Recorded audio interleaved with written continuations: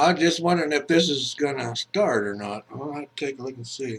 Oh my goodness. Oh yes, it did. It did start. Thanks for all that good fish and chips in the green room there. So I'll get ready to do this video. Okay, we're starting. Are you ready? Here we go. Life after 70. It's now or never. Just do it. How's that for a catchphrase? Life after 70. It's now or never. Just do it. We'll have to work on that a little bit. Have a start on a what kind of videos to make, what to do. I got a number. I got 18 different things down here already, and I haven't even hardly got started. But I'm going to change it a little bit because something happened. I went on an adventure. And I wrote it down. I have my little script right here, but I don't have it memorized. So I have to look back and forth and figure out how it goes. Okay, you ready for this one? Actually, it was Monday, November the 16th. I wrote that date down because I remember the last video I did, I didn't even know what day it was. So now we know. This has happened on Monday, November the 16th. I think I might have said September. I don't know. Anyway, November the 16th. Told you, 72.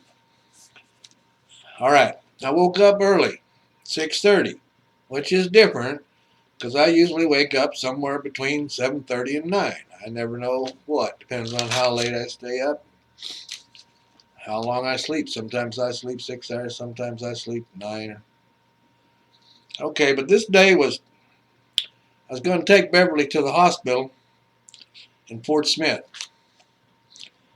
She'd been to the doctor. I've been taking her to the doctors 2 or 3 different times a week, and a couple of different hospitals, and a couple of the doctors her local doctor here sent her to sent her to the wrong one, so they tried to send her to somebody else, and finally they did that scan on her and found out that she had some blockage in her legs.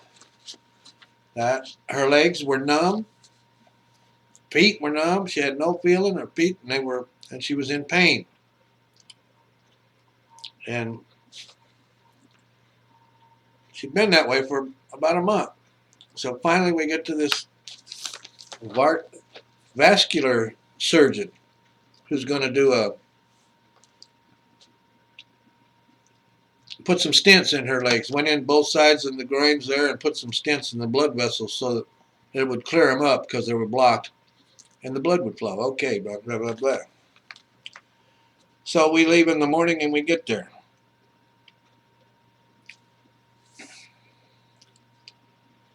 So today, Monday, we arrived at Sparks Hospital about 10:45 a.m. and waited and got taken to the recovery room about 11:45. The nurses did their thing and finally prepared her for surgery about 2 hours later. She was taken in there and they put them stents in. Both sides of her groin, I told you that. And after recovery and the operation in the observation room there, we stayed a couple hours, and then we were allowed to get back. We were allowed. They allowed us. Can you imagine that? They actually allowed us to leave the hospital. I can't even read my writing here. So there was the day's adventure, or so I thought. We left the hospital about 6:45 p.m. and headed home. All right. Earlier, I asked some guy who was out there in the parking lot, what was the easiest way to get the Oklahoma side of that Arkansas River there? Because there was a storm blowing up, and I wanted to take a different route home because it was a little flatter, longer runs, not as many curves and mountains and stuff. So he gave me the simple directions. You go right straight out from the hospital driveway there. You go to Wheeler Road. You make a left turn. You go down to this place where they're got this like rock quarry or decorative rock place, and you make a right turn. You go down to the the dead end. You make a left turn. You go to the freeway, make a right, and you're on the freeway going home where you want to go. Okay, now, pretty easy.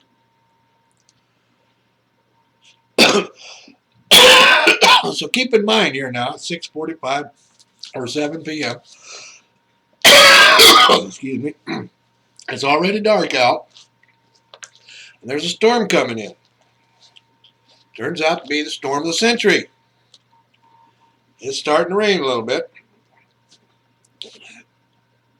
And so we drive up to the stoplight at the exit of the hospital, and I can't go straight and I can't go right because there's a policeman there directing traffic. There was an accident right at the intersection going out of the hospital. So we're waiting. We didn't really wait too long, but it seemed like it was. We was waiting. And this ambulance pulls up, and he loads this guy up who was laying out in the road there, and he kind of whizzes right by us there and takes him to the emergency room, which is right behind us. Nobody came out with a gurney or anything like that because it was pouring down rain. Nobody wanted to get wet, so they sent the ambulance over to pick him up, bring him right into the door. Wasn't very far. Okay. So where are we here? So I'm waiting, and then they leave, and then a cop says, okay, you can go. Right. I don't want to go right. I want to go straight. Around straight down to Wheeler Road, and I want to make a left. No, he won't let me go that way because they've got stuff over there, and I have to go to the right. So I go to the right, and I'm looking for a street to turn to the left because I figure I'm just going to go around the corner. And it's dark there. And I don't see no street. And I drive, and I don't see no street. Well, I get almost about a quarter of a mile down the road, come up to a little small, old-time stoplight, you know, 3 little things sitting right up in the center of the street with the cables hanging out. So I said, okay, I'm going to make a left here, and then I'll make a left at the next street, and I'll go right back down, and then I'll head over to Wheeler. So I'm driving down the street, which actually turns out to look like an alley. It had tall buildings on both sides, brick buildings.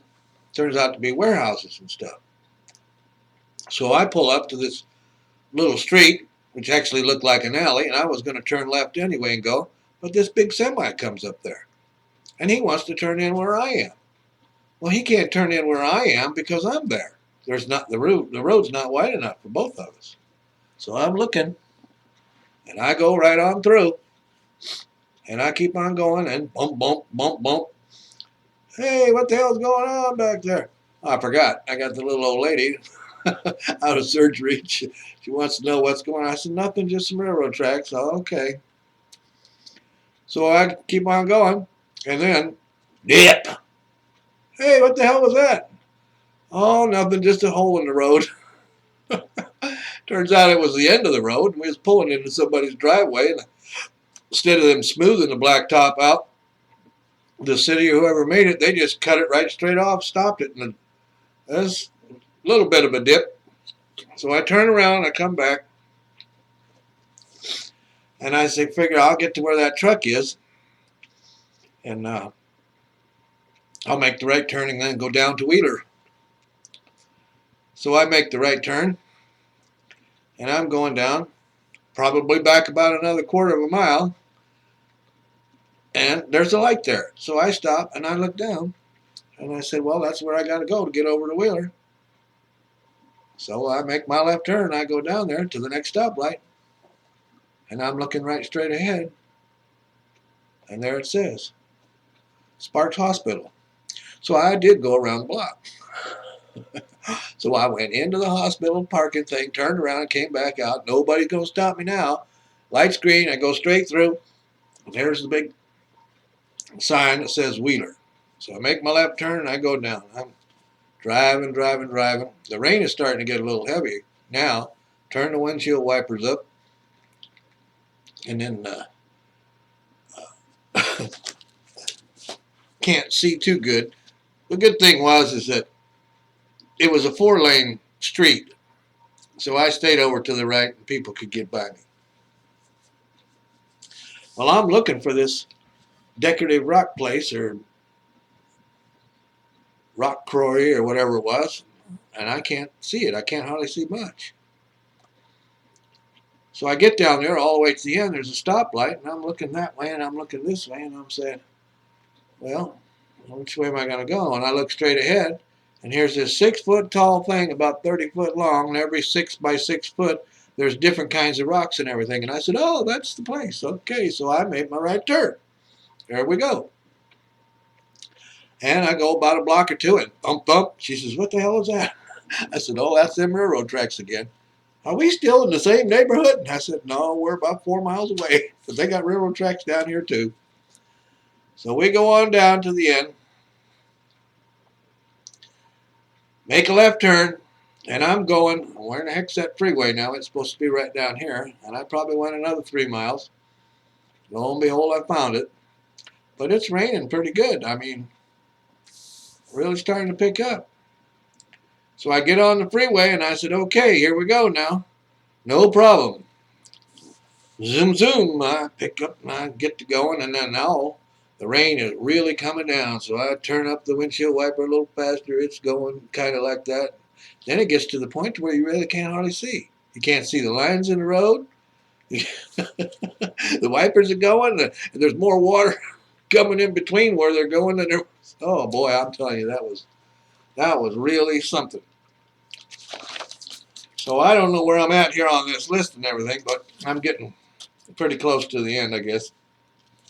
Speaking about turning in circles and narrow stuff and everything. All right, I did all that. I said all that. So we're on the freeway. Now, these cars start whizzing by me. Real zoom, zoom, zoom. They just whizzing by crazy. I looked down at my speedometer and I said, I'm doing 55 miles an hour. What are these people in such a hurry for? And going so fast. You can't hardly see with the rain and everything. It's dark out. Then I come up and I see the speed limit sign. It says 70 miles an hour. And I said, oh, well, that's why they're going so fast, you know. I better stay over here, you know. So then, a little bit further, there's another sign. And the sign's upside down. It's got a Y on it, and the Y is upside down. No, that Y ain't upside down. That's the end of the freeway. We're going into a 2-lane highway. Now it's really raining. I turn them wipers up and zoom, zoom, zoom, zoom, zoom, zoom. I can't even see the white lines. I can't hardly see in front of the car. Now I really know what night blindness is like. And I'm driving and I'm looking at it. Cars are starting to pile up behind me. And I said, man, I got to pull over something. I think there's a light up there somewhere. I pull up there and I get in. And it's a 7-Eleven. And I pull into that 7-Eleven. And she says, what's the matter? I said, nothing. I'm just getting a cup of coffee. So it's raining like crazy, you know. And I parked just a couple spots away from the door. By the time I get into the store, I'm soaking wet. I grabbed me a cup of coffee, and I'm standing there by the door thinking, do I really got to do this? I asked the clerk, I said, where's the nearest motel? She says, oh, about 30 miles back there at Fort Smith. I said, oh, man. I think this parking lot's going to have an old man and old lady sitting in it for a while. Well, the rain starts slowing down a little bit. Yeah, I was sitting in the car. She says, what are you waiting for? I'm waiting for that coffee to cool down. It's too damn hot. So I got back on the road, and the rain stopped down a little bit. The road kept going from 2-lane highway to divided. Like we left that hospital somewhere around 6:45, 7 o'clock. We got home at 9 o'clock.